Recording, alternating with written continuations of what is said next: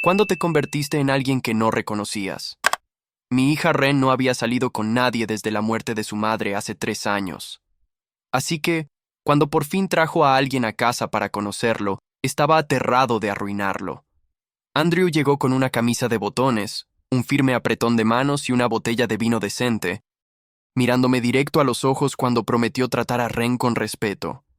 Llevaba toda la semana practicando qué decir, preocupado por parecer el padre sobreprotector que ya había hecho que Ren cancelara otras 2 relaciones antes de que se volvieran lo suficientemente serias para las presentaciones. Tras la muerte de su madre, Ren y yo nos habíamos convertido en el mundo entero del otro, y yo sabía que ella necesitaba dejar entrar a alguien, aunque me asustara compartirla. Y Andrew parecía genial cuando se enteró de que me encantaba pescar. Se le iluminó toda la cara.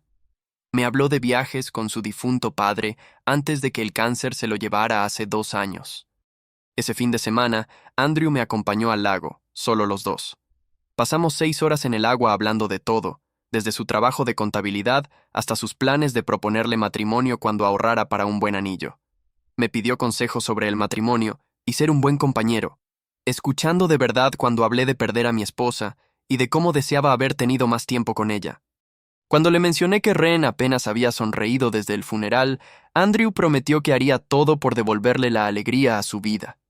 Cuando me ayudó a cargar el bote y lo llamé hijo, se le llenaron los ojos de lágrimas como si le hubiera dado algo que le faltaba desde que su padre murió. En los meses siguientes, Andrew se convirtió en el hijo que nunca tuve, y, más importante aún, le devolvió la vida a Ren. Cada vez que la veía, había más indicios de la chica feliz que había echado de menos desde que su madre murió. Andrew pasaba los fines de semana a ayudar con el jardín, mientras Ren hacía turnos de enfermería. Arregló la puerta de mi garaje sin dejarme pagarle, y empezó a acompañarme a cenar los jueves cuando Ren trabajaba hasta tarde. En acción de gracias, hizo un brindis precioso sobre encontrar no solo el amor con Ren, sino también la familia que había perdido al morir su padre. Y todos se emocionaron, incluido mi hermano, que nunca llora por nada. Cuando mi propio padre murió repentinamente en febrero, Andrew pidió días libres en el trabajo para ayudar con los arreglos y se quedó a mi lado en el servicio como si fuera de la familia. Incluso me pidió mi bendición para proponerle matrimonio con el anillo antiguo de su abuela. Y le dije que nada me haría más feliz que llamarlo oficialmente mi hijo. Empezamos a hacer viajes de fin de semana juntos, los 3, acampando en parques estatales, donde Andrew se despertaba temprano para prepararnos café sobre el fuego. Durante un viaje a las montañas, me enseñó a pescar con mosca, algo que siempre quise aprender, pero nunca tuve a nadie con la paciencia suficiente para enseñarme.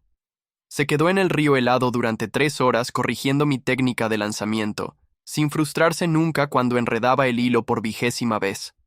Viendo a Ren observarnos desde la orilla, sonriendo como no la había visto desde antes de que el cáncer se llevara a su madre. Pensé que tal vez ambos habíamos encontrado nuestro camino a través del duelo, pero entonces todo se vino abajo. Una noche, alguien golpeaba mi puerta tan fuerte que tomé el bate de béisbol de mi armario. Cuando la abrí de golpe, listo para golpear, Ren estaba allí en pijama, descalza en el frío helado. Toda la parte izquierda de su cara hinchada, morada y negra. Su ojo estaba completamente cerrado y la sangre goteaba de su labio partido a su camisa blanca mientras se derrumbaba en mis brazos, sollozando tan fuerte que no podía hablar. Finalmente me dijo que Andrew la había estado golpeando durante meses, comenzando con muñecas agarradas y empujones, escalando a puñetazos donde la ropa escondía los moretones. La había convencido de que tenía suerte de tenerlo a él, después de estar tan dañada por la muerte de su madre, que nadie más querría a alguien tan rota, que yo por fin parecía feliz otra vez, y que ella había arruinado eso si yo lo sabía. Esa noche, él se emborrachó y la acusó de engañarlo porque ella sonrió al dependiente de la tienda, y luego la golpeó hasta dejarla inconsciente cuando intentó irse.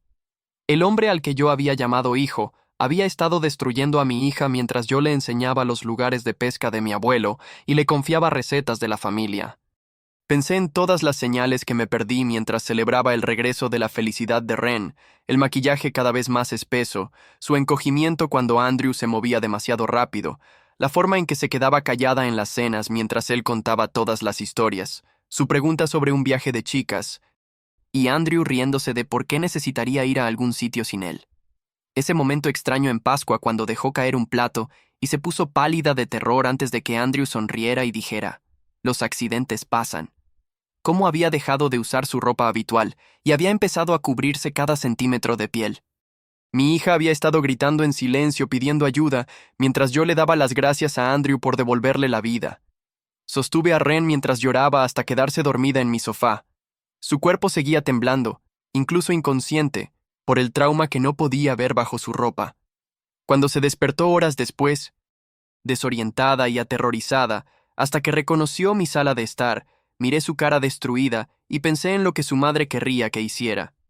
Mi esposa me había hecho prometer antes de morir que protegería a nuestra hija sin importar lo que costara, que sería ambos padres, protector y educador. Mirando la cara destruida de Ren, sentí algo frío y definitivo asentarse en lo profundo de mi pecho, sabiendo exactamente lo que su madre esperaría de mí ahora. Besé su frente con suavidad, evitando los moretones, y le ajusté la manta. «Me encargaré de esto de forma permanente», le dije, mi voz saliendo de un lugar que no reconocí. «Y nunca más tendrás que preocuparte por Andrew. El mismo sol que saldría mañana sobre lo que viniera después. Debo haberme quedado dormido en la mesa, porque de repente la mano de Ren estaba en mi hombro, sacudiéndome suavemente. El reloj marcaba las 7:00 de la mañana. 3 horas habían pasado como si nada. «Papá». Su voz era pequeña, cautelosa. «¿Fuiste a verlo?»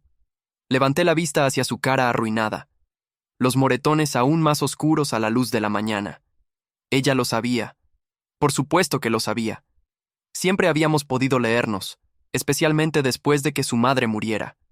«Se va de la ciudad», dije simplemente. Ella se hundió en la silla frente a mí, haciendo una mueca mientras sus costillas protestaban por el movimiento. «¿Qué hiciste?» «Lo que tenía que ser hecho». Nos sentamos en silencio un rato, el peso de las verdades no dichas llenando el espacio entre nosotros. Entonces Ren empezó a llorar de nuevo. Pero no eran lágrimas de miedo o dolor, eran lágrimas de vergüenza. «Debería haber sido más fuerte», susurró. «Debería haberlo dejado hace meses. Debería haber...» Extendí la mano y le tomé la suya. «Nada de esto es tu culpa». 2 horas después, estaba ayudando a Ren a subir al coche. Cada movimiento le dolía. Pude verlo en la forma en que contenía la respiración al sentarse, la forma en que se presionaba la mano contra las costillas. El hospital no estaba lejos, pero cada bache en la carretera la hacía estremecerse. «Necesitamos documentar todo», dije, aunque las palabras me supieron amargas. «¿Documentarlo para qué? ¿Para que Andrew pudiera contratar a un abogado y alegar que estaba mintiendo?» La sala de emergencias estaba tranquila para un martes por la mañana. La doctora Michelle Schwartz nos llevó de inmediato cuando vio la cara de Ren. Fue amable pero minuciosa, catalogando cada moretón con precisión clínica. Morado negro alrededor del ojo, labio partido que requería 3 puntos, costillas magulladas, posiblemente fisuradas, marcas de dedos en ambos brazos superiores, moretones más antiguos en su espalda en varias etapas de curación.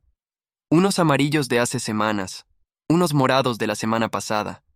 «El Estado presentará cargos incluso si tú no quieres», explicó la doctora Schwartz mientras tomaba fotografías. «Con lesiones tan graves ya no está en tus manos». Ren asintió sin decir nada. Yo caminé de un lado a otro en el pasillo de afuera, mientras ellas terminaban el examen. Mis manos se abrían y cerraban. Cada foto era una prueba de mi fracaso para protegerla. Cada moretón era un momento en que me había reído de los chistes de Andrew en lugar de ver lo que realmente era. A las 11 llegó la detective Elizabeth Moody. Era mayor, quizás de 50, con ojos amables y un aire de competencia que me hizo confiar en ella de inmediato. Entrevistó a Ren sola mientras yo esperaba afuera, haciendo un surco en el suelo de linóleo del hospital. A través de la ventana de la puerta pude ver a Ren llorando mientras hablaba. La detective Moody le daba pañuelos y esperaba pacientemente a que continuara. Pasó una hora, luego otra. Cuando finalmente salieron, ambas mujeres parecían agotadas. «Señor Atkins», dijo la detective Moody, «vamos a encontrar a Andrew y arrestarlo. Intento de asesinato, asalto, agresión. Le espera un buen tiempo. Si pueden encontrarlo, dije. Su expresión se ensombreció. Hombres como Andrew siempre creen que son más listos de lo que son. Lo encontraremos. Pero cuando llegamos a casa esa tarde, no me arriesgué. Instalé nuevas cerraduras en cada puerta mientras Ren descansaba en el sofá. Su amiga Laura González vino con sopa y se quedó para hacerle compañía a Ren, mientras yo reforzaba las ventanas y revisaba las líneas de visión desde la calle. ¿Ha intentado contactarte? Laura le preguntó a Ren en voz baja. No. Papá lo asustó anoche. Ren me miró. No vendrá aquí. Pero ambos estábamos equivocados. Al día siguiente, Andrew apareció en el hospital donde Ren trabajaba. Las imágenes de seguridad mostraron que discutía con los guardias exigiendo verla, alegando que todavía era su contacto de emergencia. Causó tal escena que 3 guardias de seguridad tuvieron que sacarlo físicamente. El jefe de Ren le concedió una licencia inmediata por su seguridad y la del resto del personal. Me está quitando todo, dijo Ren cuando llegó a casa. Mi trabajo, mi sensación de seguridad, todo. Es temporal, le dije, aunque ambos sabíamos que algunas cosas no se podían recuperar. 3 días después del enfrentamiento, la detective Moody llamó con noticias frustrantes. No pudieron encontrar a Andrew para entregarle la orden de alejamiento. Su apartamento estaba vacío, desalojado a toda prisa. Su teléfono estaba apagado.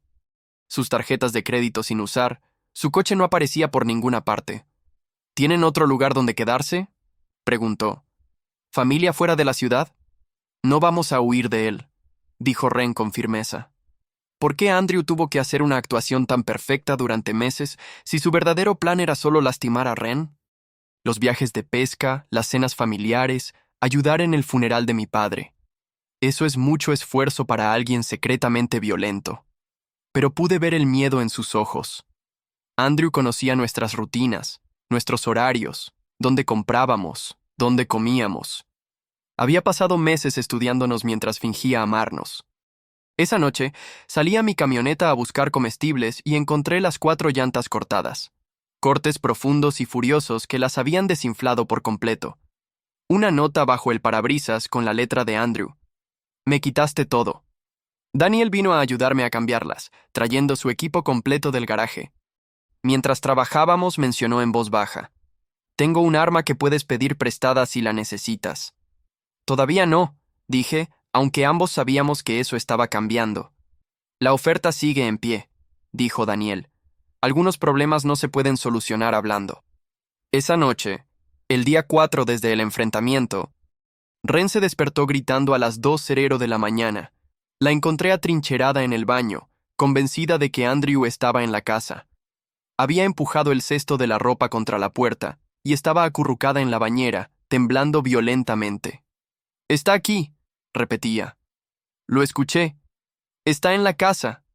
Tardé 1 hora en calmarla lo suficiente para que saliera. Revisamos cada habitación juntos, cada armario, debajo de cada cama. La casa estaba vacía, pero el miedo seguía.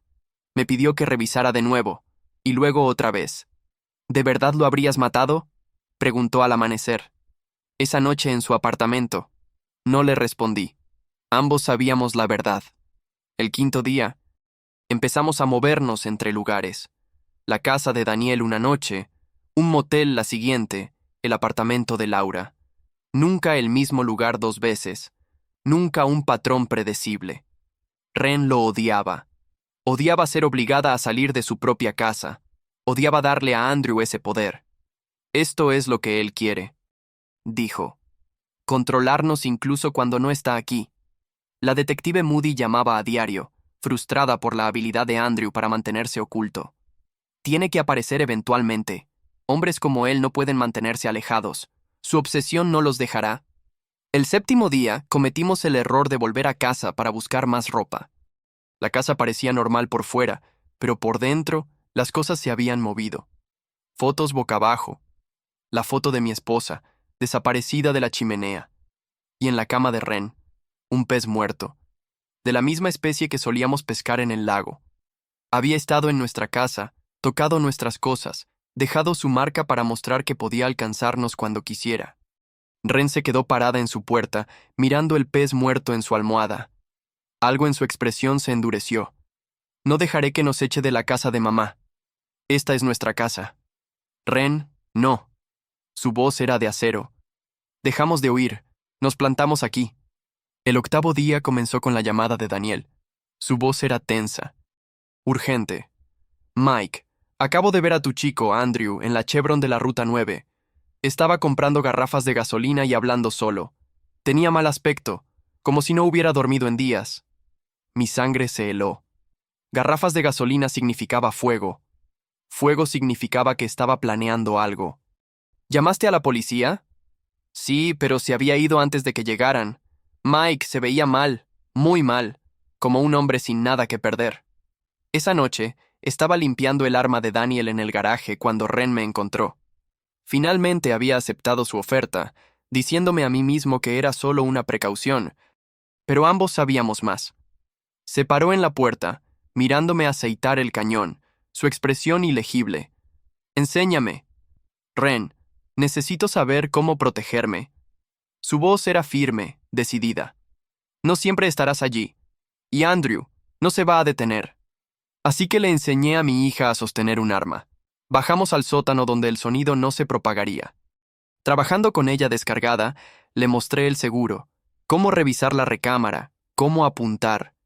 Sus manos estaban firmes, más firmes de lo que las mías habían estado esa noche en el apartamento de Andrew. Mamá odiaría esto, dijo, apuntando con el cañón a un objetivo imaginario. No, la corregí, tu mamá odiaría que sea necesario. 2 días más se arrastraron. Nos movíamos por ellos como fantasmas, siempre observando, siempre listos. Entonces, la detective Moody llamó con lo que dijo que eran buenas noticias. Lo hemos rastreado hasta el motel Riverside en la carretera 60, dijo, la emoción colándose en su tono profesional. Vamos a arrestarlo mañana por la mañana. Todo esto terminará pronto. Ren de hecho sonrió cuando se lo dije. Una sonrisa real, la primera que veía desde esa noche. La que apareció descalza y sangrando. Pedimos pizza esa noche, fingiendo que las cosas eran normales, fingiendo que no estábamos ambos armados ahora, cambiados por el veneno de Andrew en personas que no reconocíamos. Pero el arresto salió mal. La detective Moody llamó a la mañana siguiente, su voz plana por la frustración. Corrió, nos vio venir y se largó en su coche. Se estrelló contra un árbol a unos 3 kilómetros de la carretera. No pude terminar la pregunta con Ren escuchando. Herido pero vivo. Brazo roto, contusión, ya está bajo custodia. Pero Mike se detuvo. Está diciendo que tú lo atacaste primero, que Ren está mintiendo sobre el abuso. Su abogado ya está construyendo un caso. El juicio fue fijado para dentro de 6 meses. 6 meses de espera, de mirar por encima del hombro, de que la sombra de Andrew se hiciera más larga. Pero la peor parte llegó una semana después, cuando salió bajo fianza. Es sustancial, nos aseguró la detective Moody, y tendrá un monitor de tobillo. El juez dice que no es un riesgo de fuga. Ren se puso pálida ante la noticia. Sentí esa cosa fría en mi pecho. La cosa que había estado creciendo desde esa noche se extendió un poco más. Andrew se quedó con su primo justo fuera del límite de 1000 pies de la orden de alejamiento. Veíamos su coche estacionado a la distancia legal de nuestra casa, del trabajo de Ren, del supermercado, siempre mirando, siempre allí. La policía dijo que no podían hacer nada si no estaba rompiendo la orden. Es listo, admitió la detective Moody durante una de sus revisiones. Sabe exactamente hasta dónde puede llegar sin violar los términos. Esa noche, seguí a Andrew hasta un bar en el centro. Me senté en mi camioneta en el estacionamiento, mirando a través de la ventana cómo se reía con amigos, gesticulando salvajemente. Pude verlo haciéndose la víctima, probablemente contándoles sobre su exnovia loca y su padre violento. Le creyeron. A hombres como Andrew siempre les creían. Me senté allí con el arma de Daniel en el asiento junto a mí, pensando en lo fácil que sería. Esperar a que saliera borracho, seguirlo hasta un lugar oscuro, hacer que pareciera un robo que salió mal. Pero Ren me necesitaba aquí, no en prisión. Así que conduje a casa y la encontré sentada en la mesa de la cocina, sin poder dormir. «¿Lo seguiste?», dijo. No era una pregunta. «¿Sí? ¿Lo hiciste?» «No, pero yo quería». Ella asintió, comprendiendo perfectamente. Ambos estábamos luchando la misma batalla ahora, la que había entre quienes solíamos ser y en quienes Andrew nos estaba convirtiendo. 3 días después, Andrew se cortó el monitor de tobillo y desapareció. La llamada llegó temprano por la mañana. La detective Moody sonaba agotada. Se ha fugado. Estamos buscando, pero tengan cuidado. Cierren todo con llave. Tendremos un coche fuera de su casa. Pasamos ese día atrincherados dentro, saltando a cada sonido. El coche de policía afuera era reconfortante, pero ambos sabíamos que si Andrew realmente quería entrar, encontraría la manera. Hombres como él siempre lo hacían. Esa tarde encontraron su coche en el lago. Nuestro lago, el lugar donde habíamos pasado tantas horas de paz pescando, donde él me había llamado papá y yo le había enseñado a atar moscas. Estaba envenenando cada buen recuerdo, convirtiéndolos a todos en armas. Estamos registrando la zona, nos dijo la detective Moody. Pero hay mucho terreno que cubrir. No estaba huyendo. Ambos sabíamos que estaba planeando algo. La tarde siguiente, Daniel me llamó desde su garaje. Su voz era temblorosa, asustada de una manera que nunca había oído en un hombre que había sobrevivido a 3 misiones en Afganistán. Estaba aquí Mike en mi garaje con un cuchillo. Luchamos. Le rompí el brazo, el bueno, pero se escapó. Necesito puntos, pero estaré bien. Daniel, lo siento mucho. No te disculpes. Solo mantén esa arma cerca. Ahora está malherido y desesperado. Eso lo hace más peligroso, no menos. A la mañana siguiente, Andrew llamó desde un teléfono robado. Su voz estaba arrastrada por los analgésicos, apenas coherente, pero la rabia se escuchaba claramente. Esto es tu culpa, balbuceó. La pusiste en mi contra. Éramos felices, éramos perfectos, lo arruinaste todo. Ven a intentarlo, dije, mi voz firme. A ver qué pasa. Oh, lo haré. Te voy a quitar todo justo como tú me quitaste todo a mí. La línea se cortó. Ambos sabíamos que esto terminaría pronto, de una forma u otra. La detective Moody pasó por la tarde con bolsas de evidencia llenas de diarios que habían encontrado en el coche de Andrew. Páginas y páginas sobre Ren.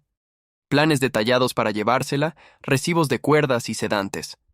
Nos mostró fotos de las páginas, el nombre de Ren escrito cientos de veces con una letra cada vez más errática. Ren corrió al baño y vomitó.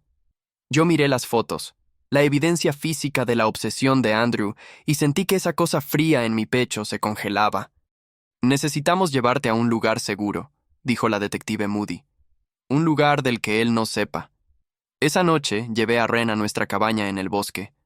Estaba 3 horas al norte, un lugar que su madre y yo habíamos comprado hace años, pero que rara vez usábamos. Andrew nunca había sabido de él. Deberíamos estar a salvo allí, pero cuando llegamos, había huellas frescas en la tierra alrededor de la cabaña, huellas de botas que no eran nuestras, rodeando el edificio como un depredador acechando a su presa. Nos encontró, susurró Ren. Estábamos solos aquí, sin servicio de celular, sin vecinos a kilómetros, exactamente donde él nos quería. Revisé cada cerradura, cada ventana, mientras Ren desempacaba nuestras cosas. Teníamos comida para unos días, el arma, el bate. Podríamos aguantar hasta la mañana, luego regresar a la ciudad y reagruparnos. Pero algo se sentía mal. El bosque estaba demasiado tranquilo, como si incluso los animales supieran que un depredador estaba cerca. A las 10:00 la luz se fue. No un parpadeo o una sobrecarga, solo una oscuridad repentina y completa. No un accidente. Mantén la calma, le susurré a Ren, aunque mi propio corazón estaba acelerado. ¡Toma el arma! Escuché movimiento afuera. Pasos en la terraza. Lentos, deliberados. Se va la luz en una cabaña remota mientras un acosador peligroso ronda afuera. Alguien claramente vio demasiadas películas de miedo y pensó, oye, probemos todos los clásicos a la vez. Quería que supiéramos que estaba allí. Ren, enciérrate en el baño. Y no siento esa... Dije. No. Su voz era firme. Nos quedamos juntos. Ella tenía el arma. Yo tenía el bate. Nos paramos en la sala de estar oscura, de espaldas a la pared, esperando. La voz de Andrew vino de afuera, apagada, pero clara. Te amo, Ren. No puedo vivir sin ti. Sus palabras alternaban entre súplica y amenaza. Amor y odio, todo mezclado en una sopa tóxica de obsesión. Estábamos destinados a estar juntos. Tu padre te envenenó en mi contra, pero te perdono. Siempre te perdonaré, incluso después de que me hiciste lastimarte. «Estás enfermo», gritó Ren, su voz más fuerte de lo que esperaba. «Yo estoy enfermo». Andrew se rió, una risa aguda y desquiciada. «Tú eres la que me hizo así. Tú y tu pequeña familia dañada. Tu madre muerta y tu padre roto. Intenté arreglarlos a ambos, pero no me dejaste». La ventana explotó. El cristal se esparció por la habitación mientras Andrew se metía por ella. Su brazo roto en un yeso sucio. Su brazo bueno sosteniendo el cuchillo del garaje de Daniel. Sus ojos estaban salvajes, perdidos, como si estuviera viendo algo más allá de esta habitación. Balanceé el bate, pero se agachó con una velocidad sorprendente para alguien tan herido. Corrió hacia Ren con el cuchillo levantado, gritando algo incoherente sobre amor y traición. El arma se disparó. El sonido fue imposiblemente fuerte en la pequeña cabaña, haciendo que mis oídos zumbasen. Andrew se tambaleó hacia atrás, el rojo extendiéndose por su camisa, pero no cayó. Dio otro paso hacia Ren, cuchillo todavía en alto. Bajé el bate sobre su hombro con todas mis fuerzas. Sentí huesos romperse. Lo oí gritar. El cuchillo cayó de su mano mientras él se dejaba caer de rodillas. Cayó hacia adelante, la sangre acumulándose debajo de él en el suelo de la cabaña. Su respiración era húmeda, forzada. Ren se quedó congelada, el arma todavía en alto, mirando lo que habíamos hecho. Revisé su pulso, débil, pero ahí estaba. Muriendo, pero aún no muerto. Teníamos minutos para decidir. Busqué mi teléfono para llamar al 911, pero la mano de Ren me detuvo. «Espera», dijo, su voz perfectamente firme. Miró a Andrew, sangrando en el suelo, recordando cada moretón, cada amenaza, cada momento de terror que le había dado. «¿Qué haría mamá?», preguntó. Ambos sabíamos la respuesta. Su madre la habría protegido a cualquier costo. Habría elegido la seguridad de Ren sobre la vida de Andrew sin dudarlo. Nos quedamos allí durante 5 largos minutos, viendo cómo la respiración de Andrew se volvía más superficial. Sus ojos encontraron a Ren una última vez, confusos y enojados incluso al final. Luego se quedaron vacíos. Solo entonces llamé al 911. «Ha habido un intruso», dije con calma. «Entró y nos atacó. Nos defendimos. Necesitamos policía y una ambulancia, aunque es demasiado tarde para el intruso». La policía llegó en menos de 1 hora, aunque parecieron días. La detective Moody tomó nuestras declaraciones por separado, pero nuestras historias coincidían porque eran en su mayoría verdad. Simplemente omitimos esos 5 minutos de observación, de elección. La escena apoyaba nuestra historia. Ventana rota, cuchillo, el historial de Andrew. Los ojos de la detective Moody se quedaron en los míos un segundo de más, como si pudiera ver a través de la línea de tiempo cuidadosamente construida, pero solo asintió y cerró su libreta. «Los necesitaremos a ambos en la estación para declaraciones formales», dijo. «Es un procedimiento estándar». El viaje a la estación de policía a las 12:00 de la mañana se sintió surrealista. Ren se sentó a mi lado en el asiento del pasajero, todavía usando la camisa con la sangre de Andrew en ella. Ninguno de los dos habló. ¿Qué había que decir? Habíamos cruzado la línea juntos, convertidos en cómplices de algo más oscuro que la autodefensa. En la estación nos separaron. Diferentes habitaciones, diferentes detectives. Christopher Clark me entrevistó mientras la detective Moody tomaba a Ren. Me apegué a nuestra historia, el allanamiento, el ataque, defendernos. Describí a Andrew subiendo por la ventana con un cuchillo, a Ren disparando cuando él se abalanzó sobre ella, a mí golpeándolo con un bate. Todo cierto. Solo comprimí la línea de tiempo. Hice que su muerte fuera inmediata en lugar de esos largos 5 minutos de verlo desangrarse. «Hicieron lo que tenían que hacer», dijo el detective Clark cuando terminé. «Caso claro de autodefensa». Pero su tono sugería que él sabía que había más. Los policías siempre saben. Simplemente deciden qué vale la pena investigar. Cuando finalmente nos liberaron al amanecer, Ren se veía vacía. Condujimos a casa en silencio, pasando por furgonetas de noticias que ya se reunían en la cabaña. Para la mañana, la muerte de Andrew estaría en todas partes. Al día siguiente, la historia llegó a las noticias locales. Mujer mata a su exnovio en defensa propia después de meses de abuso. Usaron la foto de registro de Andrew de su arresto, haciéndolo parecer peligroso. Usaron la foto de graduación de la escuela de enfermería de Ren, haciéndola parecer inocente. La narrativa se escribió sola. Valiente sobreviviente se defiende de su abusador. Nadie lo cuestionó.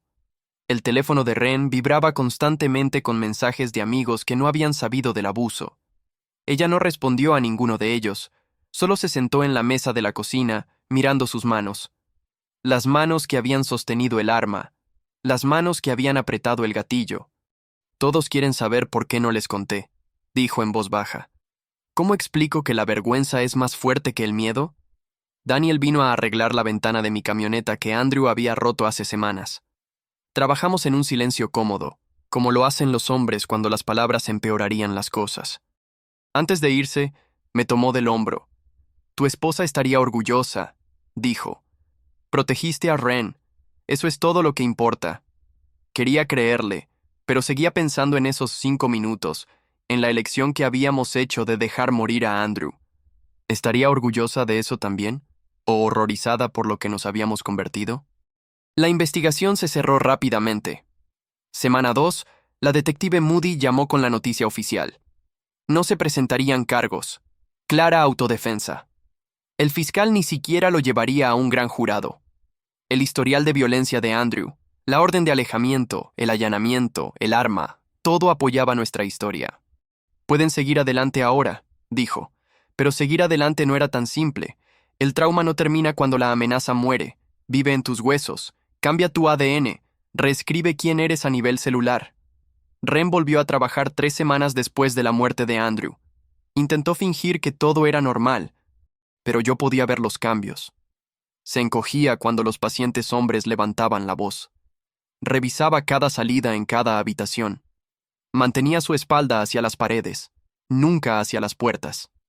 La confianza fácil que antes había dado libremente se había ido, reemplazada por una vigilancia constante. Un paciente me agarró la muñeca hoy, me dijo una noche. Solo intentaba llamar mi atención, pero casi le rompo los dedos antes de recordar dónde estaba. Tuvimos nuestra primera cena real juntos, 4 semanas después de esa noche. No comida para llevar comida en silencio, sino una comida de verdad que yo cociné. Ren empujó la comida en su plato por un rato antes de hablar. No lamento que esté muerto, dijo, mirándome a los ojos. Lamento que yo haya tenido que apretar el gatillo. Lamento lo que nos ha hecho, pero no lamento que se haya ido. Lo sé, dije, y lo sabía. La culpa que llevábamos no era por la muerte de Andrew. Era por convertirnos en personas capaces de elegir dejar morir a alguien. La semana siguiente, encontré a Ren en el cementerio sentada junto a la tumba de su madre. Estaba hablando en voz baja, contándole a su madre todo sobre Andrew, sobre el abuso, sobre esa noche en la cabaña, sobre en quiénes nos habíamos convertido. Le pregunté si nos perdonaría, dijo Ren cuando me senté a su lado. Por lo que hicimos, por lo que no hicimos. ¿Qué crees que diría? Creo que diría que está contenta de que estemos vivos. Eso es todo lo que siempre quiso, que sobreviviéramos, incluso si sobrevivir nos cambiaba. Esa tarde, la detective Moody pasó por la casa. No oficialmente, lo dejó claro. Solo para ver cómo están, dijo. Pero tomando café, nos contó algo que cambió el peso en mi pecho. Andrew tenía otras 2 órdenes de alejamiento, dijo en voz baja. Diferentes estados, diferentes mujeres, patrones de escalada similares, no fueron sus primeras víctimas. Hizo una pausa, eligiendo sus palabras con cuidado. Pero fueron las últimas. A veces el sistema falla y la gente tiene que protegerse a sí misma. Me alegra que ambos hayan sobrevivido. Después de que se fue, Ren y yo nos quedamos con esa información. Andrew había hecho esto antes, lo habría hecho de nuevo. ¿A cuántas mujeres habíamos salvado al acabar con él? La semana siguiente, fuimos al apartamento de Ren para empacar las cosas de Andrew. Ella lo había estado posponiendo, pero su primo quería sus pertenencias. Mientras empaquetábamos su ropa y libros, Ren encontró algo que la puso pálida: cámaras ocultas, 3 de ellas metidas en rejillas de ventilación y detrás de marcos de fotos. La había estado vigilando incluso cuando no estaba allí. La violación se sintió fresca de nuevo, continuando incluso después de su muerte.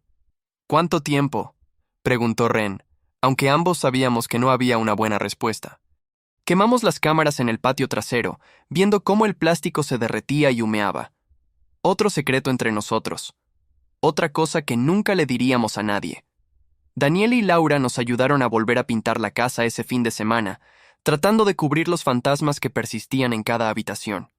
Pintamos la antigua habitación de Ren, la sala de estar donde se había derrumbado esa primera noche, la cocina donde habíamos planeado qué hacer. Laura trajo música y vino, tratando de que se sintiera como un nuevo comienzo en lugar de un exorcismo. En un momento, Daniel hizo un chiste sobre mi terrible técnica de pintura, y Ren de hecho se rió. No una risa educada o una risa forzada, sino una real que le salía del vientre. Por un momento, se pareció a sí misma de nuevo, la chica de antes de Andrew. Antes del abuso, antes de esa noche en la cabaña. Luego la sombra regresó, pero ese momento de luz me dio esperanza. Empezamos terapia juntos 8 semanas después de la muerte de Andrew. La terapeuta nos preguntó directamente si lamentábamos esa noche. Ren y yo nos miramos. Toda una conversación en esa mirada. Nunca habíamos hablado de los 5 minutos, no directamente, pero ambos sabíamos que vivía entre nosotros, un secreto compartido que nos unía en la oscuridad. Lamentamos que llegara a eso, dije finalmente. Lamentamos no haber visto las señales antes, esos 5 minutos de verlo morir. Eso es un detalle bastante importante para dejar fuera de sus declaraciones a la policía, ¿verdad? Me hace preguntarme qué sabe realmente la detective Moody cuando menciona esas otras órdenes de alejamiento tan a la ligera más tarde. Lamentamos que Andrew eligiera la violencia y nos obligara a elegirla también. Pero no el resultado, insistió la terapeuta con suavidad. No, dijo Ren con firmeza. No el resultado. 2 meses después de esa noche, me encontré en el lago donde Andrew y yo solíamos pescar. Me paré en la orilla, recordando todas esas mañanas de paz, enseñándole a atar moscas. Él llamándome papá con lágrimas en los ojos. La forma en que había hablado de encontrar al padre que había perdido. ¿Algo de eso había sido real? ¿O cada momento fue una manipulación calculada diseñada para acercarse a Ren? Probablemente nunca lo sabría. Depredadores como Andrew eran expertos camaleones, mostrándote exactamente lo que querías ver. Ren me encontró allí esa tarde. Se paró a mi lado, recogiendo piedras planas y haciéndolas rebotar sobre el agua. No hablamos por mucho tiempo, solo nos quedamos juntos, viendo las ondas esparcirse y desvanecerse. ¿Importa?, preguntó finalmente. Si algo de eso fue real, pensé en eso. Supongo que no. Real o falso, nos llevó al mismo lugar. Sobrevivimos, dijo ella. Eso es lo que importa, incluso si ahora somos personas diferentes. Al acercarse la noche, el lago se puso dorado con el sol poniente. Ren me miró con esos ojos que habían visto demasiado. ¿Todavía te reconoces?, preguntó. La pregunta que había estado evitando durante 2 meses. Pensé en el hombre que le había enseñado a pescar a Andrew, que le había confiado recetas de familia, que lo había llamado hijo. Ese hombre se había ido, reemplazado por alguien más duro, alguien capaz de ver a un hombre morir sin pedir ayuda. No, admití, pero reconozco al hombre en el que tu madre necesitaba que me convirtiera, el padre que haría cualquier cosa para proteger a su hija. Ella asintió, entendiendo perfectamente. Ambos éramos extraños para nosotros mismos ahora, transformados por la violencia y la necesidad. Cuando cayó la oscuridad, nos quedamos junto al lago. 2 personas cambiadas para siempre, unidas por la sangre, tanto compartida como derramada. El agua estaba en calma, reflejando las estrellas que comenzaban a aparecer. Nosotros no estábamos en calma. Quizás nunca volvamos a estarlo, pero estábamos vivos. Estábamos juntos. Y a veces, cuando el mundo te muestra sus dientes, esa es la única victoria que importa. Ren tomó mi mano mientras estábamos allí, su agarre firme y seguro. Mamá entendería, dijo. sobre los monstruos en que nos convertimos para luchar contra el monstruo. Entendería que a veces el amor significa convertirse en algo terrible para proteger lo que importa. El lago guardaba todos nuestros recuerdos, los buenos con Andrew antes de saber lo que era, y el conocimiento de lo que habíamos hecho después. Mantendría nuestros secretos. Este lugar donde una vez fui feliz e inocente, ahora sería donde vendría a recordar que la inocencia era un lujo que ya no podíamos permitirnos. Ahora éramos sobrevivientes, Ren y yo. No víctimas, no héroes, solo dos personas que habían hecho lo necesario cuando el sistema nos falló. Nos habíamos elegido el uno al otro por encima de todo lo demás, incluso de nuestras propias almas.